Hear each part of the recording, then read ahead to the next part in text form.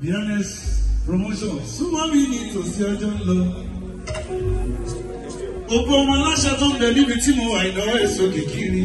Ó yẹ pariwo, èmi là ọmọ aláṣẹ wọn.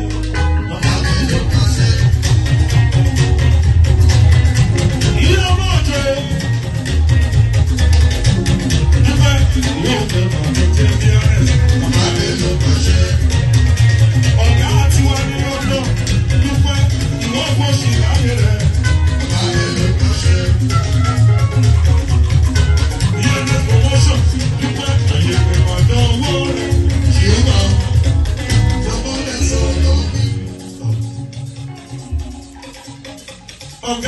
You're watching GboahTv. Kindly subscribe to our YouTube channel for more videos. Click on the subscribe button down below and the bell beside it. This will notify you once we drop a new video. Thank you.